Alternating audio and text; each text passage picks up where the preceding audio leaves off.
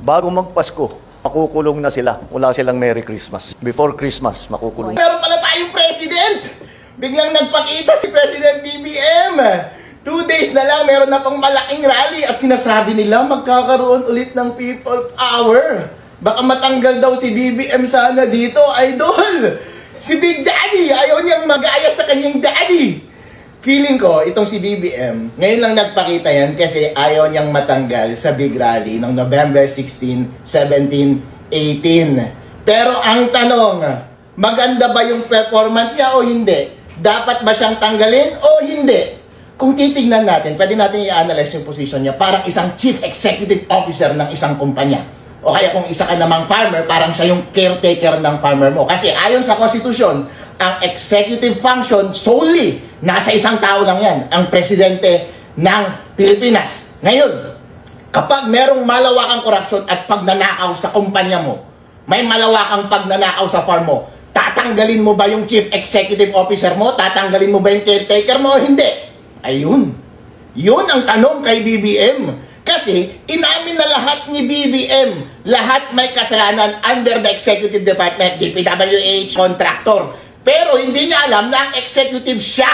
Lahat sinisi niya except himself. Hindi niya alam na ang sole responsibility ay nasa sarili niya. Kumbaga, kung isa itong executive, hindi niya marunong mag-take ng responsibility. Kung ang isang tao hindi marunong mag-take ng responsibility, huwag kang umasa na magiging honest siya at isasaayos niya ang kanyang trabaho habang siya ay nakaupo dyan sa pwesto na yan. Ang sabi niya, ang palusot ni Idol, huwag kasi kayong magmadali. Kasi gusto natin i-make sure na ma-convict itong mga tao na to. Idol, habang pinapatagal mo, tumatakas na lahat ng mga mastermind.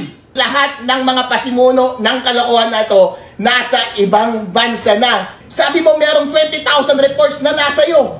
Given na kapag in-inspect mo yung mga yan, substandard kagad at ghost project kagad, meron ka na kagad prima facie evidence laban sa kanila. Isampa mo na lang yung kaso, huwag ka nang maghintay pa ng napakatagal. Anong hinihintay mo? Nasa sayo na lahat ng papeles, nasa sayo na lahat ng access, nasa sayo lahat ng tao, utusan mo lang sila at gumalaw sila bukas na bukas din. Pwedeng sampahan ng kaso yan, utusan mo yung DFA, na-cancel na lahat ng passport nila, utusan mo na isamba agad yung kaso, hold departure order. Kung gugustuhin ni President Bongbong Marcos na isaayos ang problema ito, bukas na bukas din magagawa niya. Directed at lawyer because it's a legal answer. And the legal answer is because hindi pa nasampahan ng kaso, therefore the request for the cancellation of his passport cannot yet be made. However, when that time comes, we will immediately cancel his passport. I'm not a lawyer, so I'm not the best person to explain it. But that's the procedure. You have to give grounds for the cancellation of the passport, and those grounds will be based on the cases that will be filed against him. Pero 3 months na, and then gusto niyang i-allay yung worries ng tao over the weekend. Gusto ng tao na gusto siyang paalisin. Tapos gusto niyang hindi mangyari yon. Hello sir, sablay ka na, all the while, sablay pa rin yung pag-patch mo ng problema. Hindi kami masyadong naniniwala sa iyo. Ngayon, out of sa thousands, tens of thousands na report na ibinibigay sa kanya, ilan ang sinampahan niyang kaso? Yung mga na-find out namin sa aming LGU, kung hindi ko pa rin hindi pa darating yon sa atensyon ng taong bayan. Tingnan mo yung report niya, meron bang nakasuhan mula sa probinsya ng Isabela? Wala! Yung sinasabi niya na isasampa niya ng kaso, tip of the iceberg lang to, sir. Hindi mo inidress yung buong iceberg na nasa ilalim. Hindi mo sila ipinapakulong dahil dyan malaki ang pagkukulang mo. Tapos sinasabi niya, meron kaming solusyon na gagawin dito sa bagay na ito. Boss, ano ang solusyon? Ang sabi niyang solusyon, AI. Kapag merong nagkasala kang anak sa loob ng bahay mo, papaluin mo kagad yan i-correct mo kagad yan. Bakit ka magde-deploy ng AI para mas mahuli sila?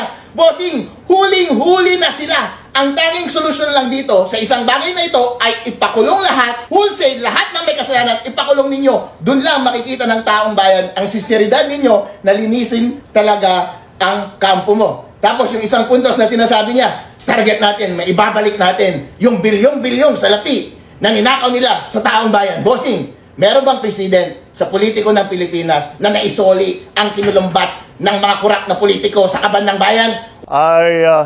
tinitiyak natin na ang kanilang ninakaw na pondo ay maibabalik sa pamahalaan upang magamit sa tama ang mga perang yan.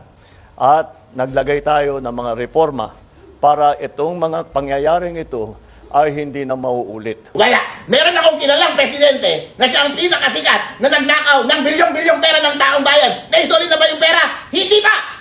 Nag-promise siya sa Christmas daw, merong makukulong. Bago magpasko, marami dito sa napangalanan dito, matatapos na yung kaso nila, buo na yung kaso, makukulong na sila. Wala silang Merry Christmas. Before Christmas, makukulong. Sige nga, i-take up kita dyan sa promise mo na yan, idol. Kapag walang makulong by Christmas, big boy, na isang big dog mula sa malaking corruption na ito, willing ka bang mag-resign mula sa position mo? In other words, ang bottom line na ito is walang sinseridad si President Bongbong Marcos sa kanyang sinabi, walang taking of responsibility, therefore incompetent siya na magpatuloy na hawakan ang executive function na solely vested sa kanya. Po, na marami sa mga pangalan binanggit ninyo, DPWH officials, contractors, pero kakonte, if at all, yung mga nabanggit na legislators who are. Well, no, they're part of the list. We'll give you the complete list. I just didn't go through them because there are like 37 of them. Is the speaker included, the former speaker included in the list, sir? I don't think so because no. The only evidence that has been made against him is in the Senate. So I don't know. With the speaker, no. Not as yet. Either tamad, mabagal, o sinasadyang ayaw lang gumawa ng presidente natin. Dito, yung ICI, investigative body yan. Kapag nagrekomenda yan, automatic referral na dapat yan sa korte, automatic hold departure order, hawak mo rin ng DFA, automatic, meron ka namang grounds na i-cancel ang kanilang passport. Bakit hindi ginagawa yun ng presidente? Tinatamad ka ba, idol? Kung ayaw mo magtrabaho, umalis ka dyan! Itong best friend natin na si BBM, yung kanyang mga kabarkada, hindi, mukhang ayaw niya talagang kasuhan yung mga yan eh. Tulad ng kinaso namin sa NBI laban kay COMELEC Chairman George Garcia. Ayun, hindi niya pinapaandar. Yung recommendation ng ICI hindi pwedeng matapos hanggang rekomendasyon lang. There's very little that BBM can do na. Tapos na. Nangyari na ang lahat ng kalokohan under your nose, sir. At ang taong bayan nakita nila yung breath ng korupsyon. At ang tanong lang na nasa harap nila is gusto pa ba nila itong magpatuloy o hindi? At ang sagot nila, ayaw na nilang magpatuloy.